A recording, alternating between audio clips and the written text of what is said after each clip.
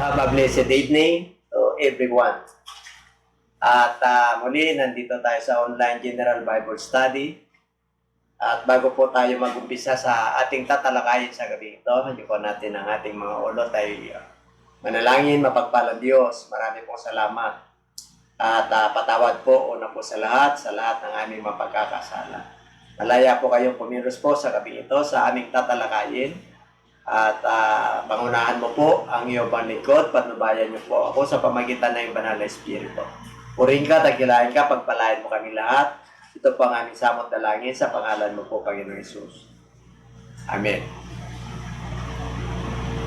At ang tatalakayin po natin ngayon ay yung tinatawag na Lord's Prayer. Ito po yung panalangin na iniwang halimbawa ng ating Panginoong Hesus sa kanyang mga alagad. At tatalakayin po natin, isa-isahin po natin. Hihimayin po natin mula umpisa hanggang matapos po. At lagyan po natin ng bawat sitas. Okay? At in the book of Matthew chapter 6 verse 9 to 13, in this manner, therefore pray, our Father in heaven, hallowed be your name, your kingdom come, your will be done on earth as it is in heaven. Give us this day our daily bread, and forgive us our debts as we forgive our debtors. And do not lead us into temptation, but deliver us from the evil one. For yours is the kingdom, and the power, and the glory, forever. Amen. Tatalakayin po natin dito kung sino po yung Our Father na tinutukoy ng ating Panginoon. Kasi dito po, ang ating Panginoon ay nananalangin daw sa Ama.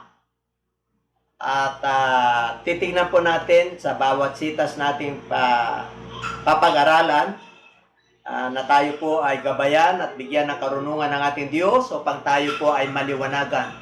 In the book of Luke chapter 11 verse 1, now it came to pass as he was praying in a certain place, when he says that one of his disciples said to him, Lord, teach us to pray, as John also taught his disciples.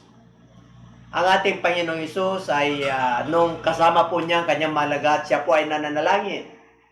At nung siya po ay uminto sa pananalangin, isa sa kanyang malagad ay nagsabi sa kanya na, Panginoon, turuan mo kaming manalangin, kagaya ni John the Baptist na tinuruan niya ang kanyang mga alagad. At ang sabi ng ating Panginoon, ganito kayong manalangin. Una, sabi niya, Our Father in heaven. Okay. At ang unang tanong po dyan, itong Father, kung si Jesus Christ ay nung siya po ay nagbigay ng halimbawa, ang tinutukoy na Father po diyan yung Amang nasa langit. At titingnan po natin at tatalakayin natin kung sino yung Amang nasa langit, samantalang si Jesus Christ ay nandito na nagtuturo ng halimbawa ng panalangin. John chapter 1 verse 1. In the beginning was the Word, and the Word was with God, and the Word was God.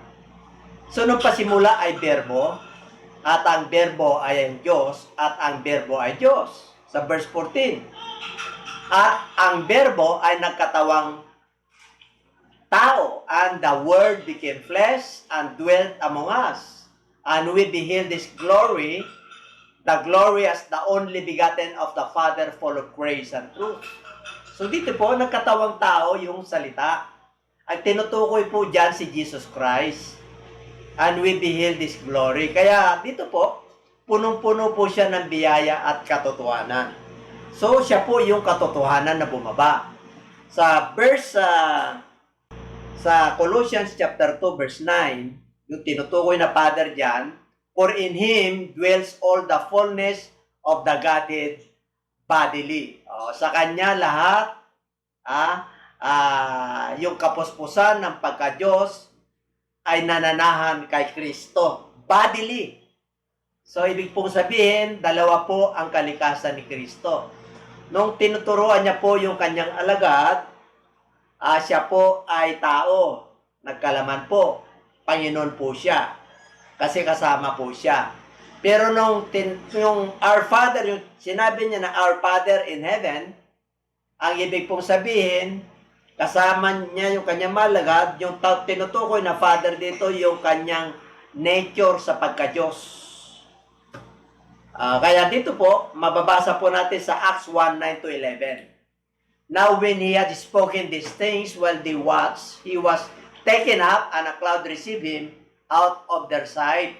And while they looked steadfastly toward heaven, as he went up, behold, two men stood by them in a white apparel, who also said, Men of Galilee, why do you stand gazing up into heaven? This same Jesus who was taken up from you into heaven will so come in like manner as you saw him go into heaven. So dito po, naalala ko po nung tinanong siya ng mga Parisiyo at mga Sadusiyo, bakit hindi siya nananalangin? Nakagaya nila. Ang sabi niya, habang ang groom o nandito siya, ay hindi sila mananalangin. Okay. Kaya dito po, nanalangin po siya nung siya po ay nag-glorified body na, nag-resurrect na. Maging sa Garden of Gethsemane, nung humingi po siya ng suporta sa panalangin, sila po ay natulog. Kasi nandito pa po ang groom, si Jesus Christ. Pero nung siya po ay nag-resurrect na, doon na po sila nagsimulang manalangin. Kaya sa Acts chapter 1 verse 14, ang sabi po ron, this all continued with one accord in prayer and supplication with the women and Mary, the mother of Jesus, and with his brothers. So, na sila po ay nagpatuloy, nagkaisa po sila sa panalangin at pagsusumamo. And in verse 24, in the same chapter, and they prayed and said, You, O Lord, who know the hearts of all, show which of these two you have chosen. So, sila po ay nanalangin na nung nag-resurrect ang ating Panginoon. Kaya yung sinabing, Our Father in Heaven, siya na po yung Ama na tinutukoy nila. Espiritu na po siya. Nung nandito po siya sa lupa, yun ay halimbawa na iiwan sa kanyang malagad. Na yung panalangin nila na Our Father, alam na nung mga lagad na yung Ama na nasa langit ay si Kristo. Kasi nag-resurrect na po siya dyan. Kaya sa Isaiah 9:6, tingnan natin yung everlasting Father. For unto us a child is born, unto us a son is given, and the government will be upon his shoulder, and his name will be called Wonderful, Counselor, Mighty God, Everlasting Father, Prince of Peace. O siya na po, yung nag-resurrect, bumalik sa kanyang trono. Ipapanganak pa lang po yan. Bago po si Kristo ipapanganak yan, hinula na po ni Isaiah na siya yung everlasting Father. Kaya pag tayo pa nanalangin ngayon na Our Father who is in heaven, in-address na po yung pagka-Diyos ni Kristo. Kasi hindi naman natin nakapiling si Kristo. Hindi naman natin siya nakilala dahil Gentiles po tayo. Ang nakakilala lang yung panahon nila Peter, mga alagad niya, yung mga Hudyo po. Kaya ang sabi ng ating Panginoon, mas mapalad yung mga nananalig sa Kanya na hindi nakakita. O tayo po ay nananalig sa ating Panginoong Isus, bagamat hindi natin siya nakita. Pero nararamdaman po natin at ang Kanyang salita ay buhay at ang banal na Espiritu niya ay buhay sa ating mga buhay. Hallowed be your name. Kanina, Ama namin sumasalangit ka. Sambahin ang ngalan mo. Tingnan po natin. Philippians chapter 2 verse 10-11. That at the name of Jesus, every knee should bow, of those in heaven and on earth, and of those under earth, and that every tongue should confess that Jesus Christ is Lord, to the glory of God the Father. Sa pangalan ng ating Panginoon, lahat po ay talagang yuyo po. Sila po ay magninil down, luluhod. Saan? In heaven and on earth. Saan pa? Under the earth. Kung mayroon pang planeta sa ilalim ng ang planetang ito. O, bawat dila magpapahayag na si Jesucristo ay Panginoon. To the glory of God the Father, kanyang kalwalhatian po. So diyan, makikita po natin yung hallowed be your name, yung kanyang pangalan, Luke 10:17, tingnan nyo po. Then the 70 returned with joy, saying, Lord, even the demons are subject to us in your name. Biro mo, yung pangalan niya sa wikang Hebrew, Yeshua. Yes, Jesus Christ po sa atin. Kaya, pati ang demonyo talagang nagpapasubject, talagang nagpapasakop pag ginamit yung pangalan ng ating Panginoon. Ganong kapangyarihan, Acts 4:12. Nor is there any salvation in any other, for there is no other name under heaven given among men by which we must be saved. So, wala na pong ibinigay po sa silong ng langit na wala ng ibang pangalan na sukat po nating ikaliligtas. Pangalan ni Jesus Christ lang po yan. Your kingdom come. Nandun na po tayo. 1 Timothy chapter 6 verse 14 to 15, that you keep the commandments without spot, blameless, until our Lord Jesus Christ appearing, which He will manifest in His own time. He who is the blessed and only potentate, the King of Kings and the Lord of Lords. Ibig po sabihin, kailangan yung utos ng ating Panginoon ay mananatili ito sa atin na walang kapintasan, walang mantsa, hanggang siya po ay magpapakita at magpapahayag sa kanyang kapanahunan na siya yung pinagpala at makapangyarihang Diyos. Yung potent, dyan po, makapangyarihan, hari ng mga hari at Panginoon ng mga Panginoon. Ganyan po, pangyarihan ng ating Panginoon. Kaya, dito po, ang sabi po ron, talagang, your kingdom come. Thy will be done on earth as it is in heaven. Luke 22 verse 30, so that you may eat and drink at my table in my kingdom, and sit on thrones, judging the 12 tribes of Israel. So yan po yung context, yan po yung mga alagad niya, kasama niya.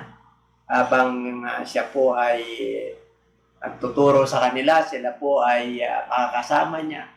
Yung 12 lipi ng Israel, kasama po sila doon. Okay? Number 4, your will be done on earth as it is in heaven. Masunod nawa ang kalooban mo kung paano sa langit, gayon din naman sa lupa. O, tingnan natin ang Matthew 28:18. And Jesus came and spoke to them, saying, all authority has been given to me on heaven and on earth. Kaya yung kapangyarihan, talagang yung kanyang kapangyarihan dito sa lupa at saka sa langit, lahat ng kapamalan, ito nung nag-resurrect na po siya, nung hinabili niya yung greatest commission.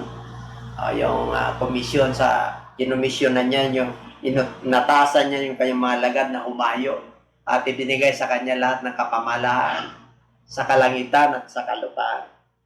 Kaya sabi ron, at your will be done on earth as it is in heaven.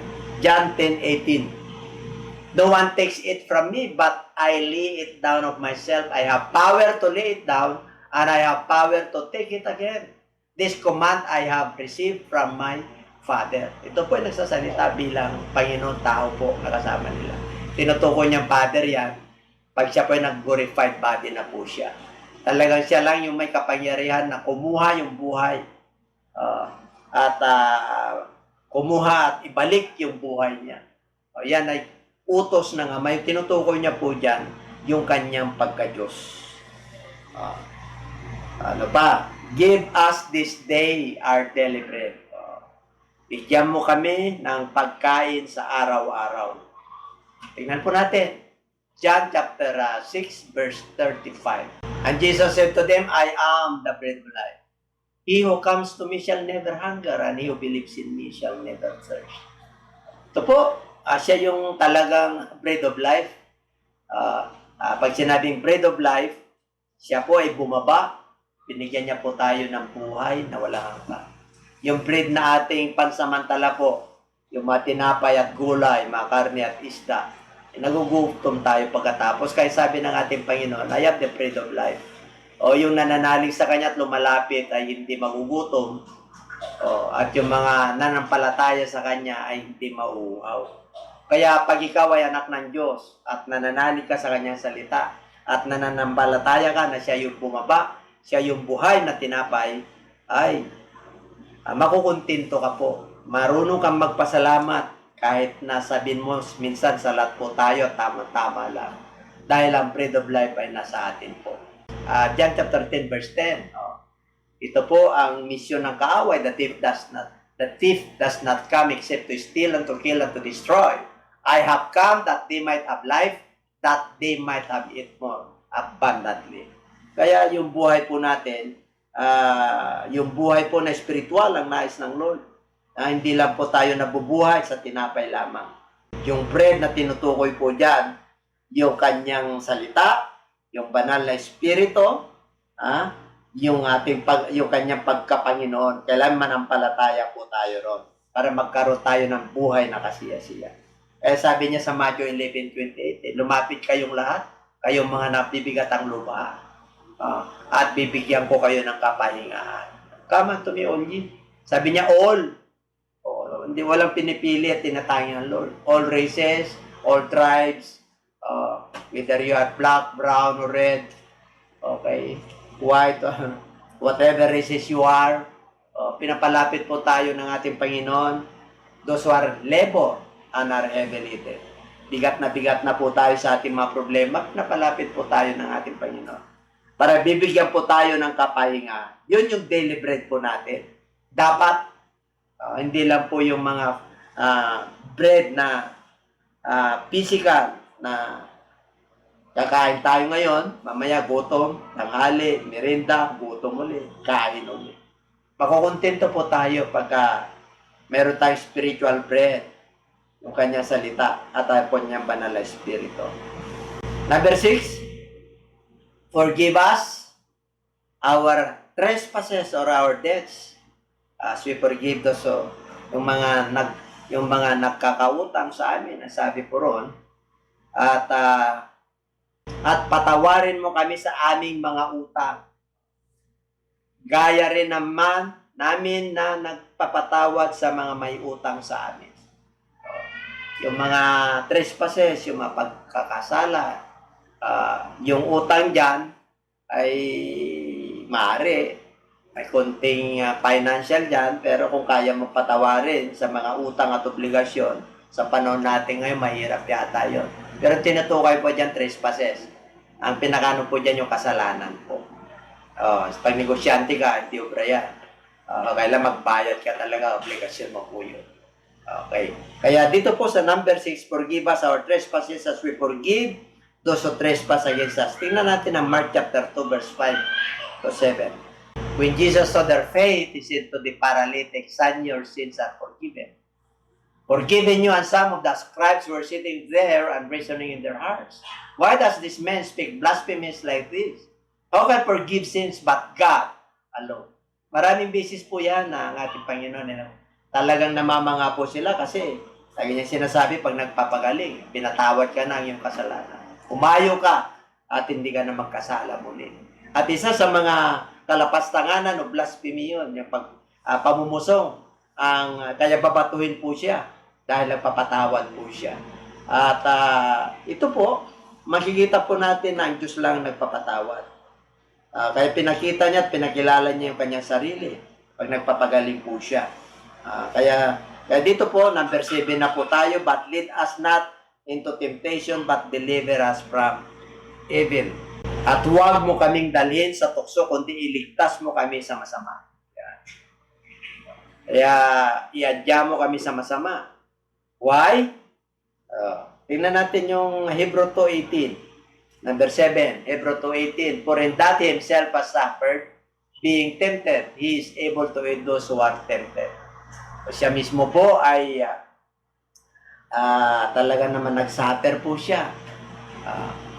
Being tempted, Hindi po siya exempted. Tinukso rin po ang ating Panginoong Isos. Kailan napagtagumpayan niya? Talagang He is able to eat those who are tempted. Kaya tinutulungan niya po yung mga natutukso. At siya mismo napagtagumpayan niya yung tukso. Tayo naman nananampalataya dapat mapagtagumpayan din po natin. 2 Peter chapter 2 verse 9. Then the Lord knows how to deliver the godly out of temptations and to reserve unjust under punishment for the day of judgment. Kaya pag tayo po ay natutukso, nagkakaroon ng problema, wag nating patulan yung tukso. Pagkos, atin po siyang sawayin. Sinabi ng Lord dyan sa 1 Peter na talagang pag dumating ang manunukso, kailangan sawayin upang siya ay lumayas. Hindi po ini-entertain yan, hindi binibigyan ng po yan, huwag sa ating buhay. Sapagkat naman tayo ay tinutukso. Nagiging kasalanan lang tukso pag pinatulan po natin. Okay, so titignan po natin. 2 Timothy 2:13 and 14. If we are faithless, He remains faithful.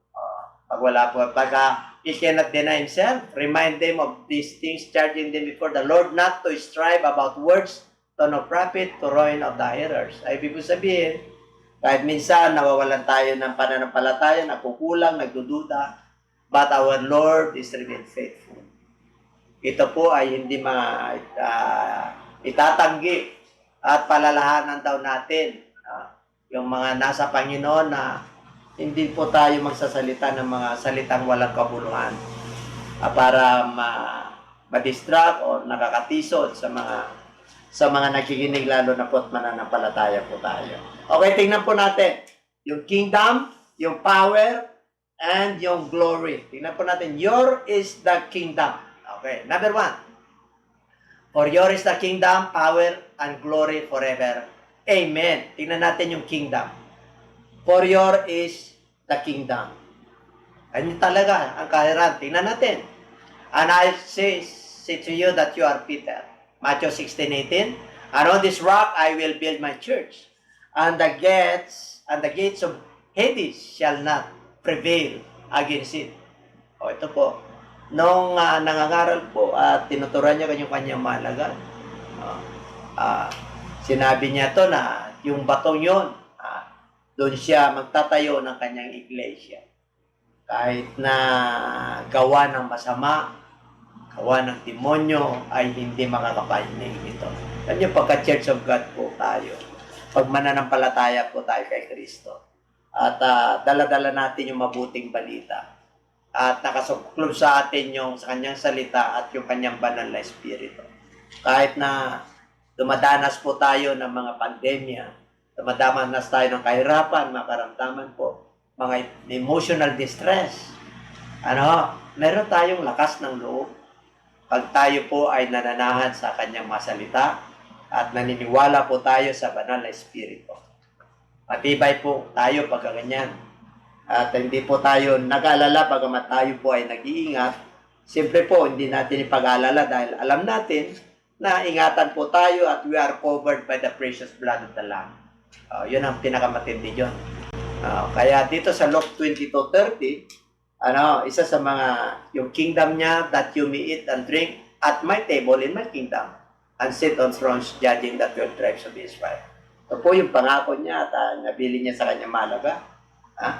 Kahit na iniwan nila yung kanilang kabuhayan at yung kanilang pamilya at sila'y naglingkod, pansamantalang iniwan pero bumabalik at nag-ministry po sila.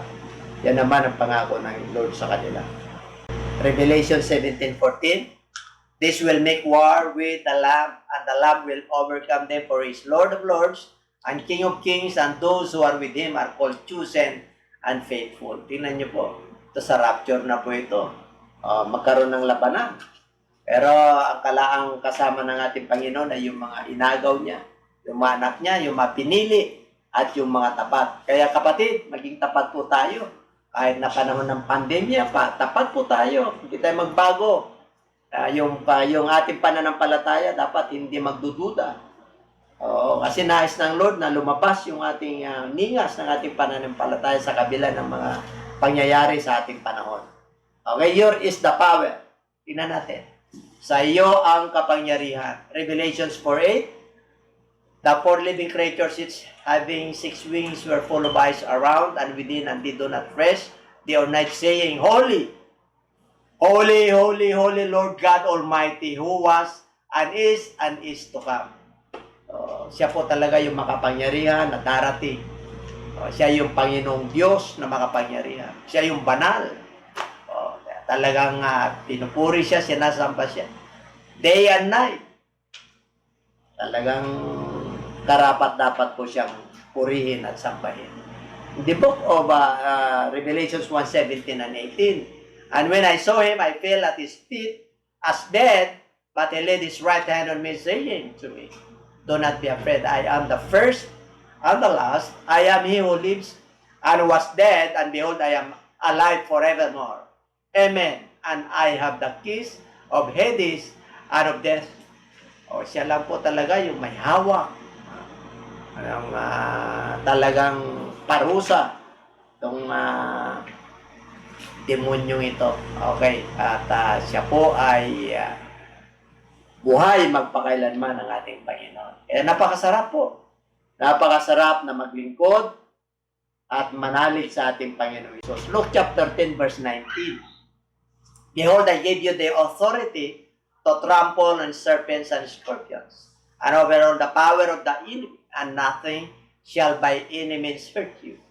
Pero mo, yung mga pangako ng ating Panginoon sa mga mananampalataya, sa kanyang mga alagad na talagang nagdadala ng mabuting balita. Meron silang kapangyarihan na talagang apakan ng kaaway, napapasailalim. Yung kapangyarihan ng kaaway, mawala yan, ma-overcome yan ang kapangyarihan ng ating Panginoon. Kaya, Matthew 26:64, Jesus said to him, It is as you said, nevertheless, I say to you, hereafter you will see the Son of Man sitting at the right hand of the power and coming on the clouds of heaven. Yan. Makikita po yan. Yung ating Panginoon na talagang yung kanyang kapangyarihan, yung kanyang glory, kalwalatian. Gagaling po siya sa itaas, sa kalangitan. Grabe po. Letter C, your is the glory. Sa kanya lang po ang kalwalatian. Hindi niya ibibigay kanino man yan. Which none of they know, they would not have crucified the Lord of glory. The rulers of this age. Kung alam lang nila na siya yung Panginoon, hindi na nila crucify. Pero yan po ay kailangan po siya makrucify upang tayo po ay maligtas, mapatawad sa ating mga pagkakasala. Okay? James chapter 2 verse 1, My brethren, do not hold the faith of our Lord Jesus Christ, the Lord of glory, with partiality. Yan na yung ating mga faith, partial. Kailangan buo. Kailangan yung pag-hold natin sa yung pananampalataya natin nakasandigan yan sa mga pangako ng Diyos, sa salita ng Diyos. Yung pananampalataya po natin ay nanggaling po sa salita ng Diyos. Sabi po yan ng Romans 10:17. Yung pakikinig at pakikinig ng salita ng Diyos. Kaya pag online GBs po natin, dami tayong matututunan. Tulad nito, 40 verses po ito. Susulat nyo po yan, panuorin nyo po yan. At muni-munihin nyo, pag-pray nyo po yan. Mangungusap sa inyo ang ating Panginoon. Sa atin ang ating Panginoon. Matthew 25:31, When the Son of Man comes in His glory and all the holy angels with Him, He will sit on the throne of His glory. Kasama niya mga angel. Pero magpapahayag siya at magpapakita. Grabe po, sa Kanya lang po ang kalwalatian. Hindi pwedeng agawin ng iba yan. Kasi siya yung Panginoong Diyos, siya yung Diyos ng Espiritu sa Old Testament, siya yung Berbo na nagkatawang tao, siya yung nagkatawang laman upang tayo po lahat ay maligtas. Okay? In the book of John chapter 1 verse 10 to 11, He was in the world, and the world was made through Him, and the world did not know Him. He came to His own, and His own did not receive Him. Ito po yung tinutukoy po rito si Jesus Christ. Siya po ay pinanganak sa kanyang bansa, sa Israel. Hindi po siya tinanggap roon. O, hindi po siya nirecognize. O, sarili niyang bansa, sarili niyang tao na nilikha niya, hindi siya tinanggap. Matthew 21:22, and whatever things you ask in prayer, believing you will receive. Tingnan niyo po, pag tayo po ay nanalig, alam niyo po yung Our Father na tinalakay po natin, ang tawag po dyan, pattern ng prayer po yan. Pag nakuha po natin yan, talaga naman, ano man daw ang ating hiningin sa ating Panginoon sa pamagitan, pag nanalangin tayo, yung sa pamagitan ng pananampalataya, nanalangin tayo na may pananampalataya, tatanggapin niyo po yan. Kahit hindi pa, wala pa yung kagalingan, pinag-pray mo yan, pinasalamatan mo yan, darating ang kagalingan sa iyo. Yun ang gusto ng Lord, yung manampalataya ka sa Kanya. Revelations 21:6 and 7, and He said to me, it is done. Ito, tapos na. It is over, it is finished. I am the Alpha and the Omega. Si Jesus Christ po yan. Sa ano na po yan, sa Revelation. The beginning and the end, I will give the fountain of the water of life freely to him who thirsts. He who overcomes shall inherit all things, and I will be his God, and he shall be my son. Pero mo yung pangako ng ating Panginoon yan. Yung nabigo, yung unang, yung freely, yung fountain of water po dyan. Yan yung sa Garden of Eden, yung nagkasalang tao. Yan, makapunta po tayo roon at hindi na tayo magugutom at mauuhaw. Kaya yung mga overcomer, sabi nyo nananagumpay, sila po yung magmamana sa lahat ng bagay. Yung mapangako ng Diyos. At siya magiging Panginoon Diyos natin at tayo ang kanyang magiging mga anak. Kaya sana po napagpala po tayo sa ating tinalakay. Inimay po natin yung Lord's Prayer. At huwag po kayong magsawa na mag-online na manood sa online General Bible Study natin tuwing alas 7 po ng Biyernes. At yung online worship, Sunday worship natin tuwing alas 7 po ng Linggo. Pagpalain po kayong lahat at sana po tayo po ay lumalago sa ating spiritual, maging lumalago rin tayo ng karunungan at yung ating mga pag-ugali, unti-unti pong inaayos ng ating Panginoon, yung ating pananaw sa buhay.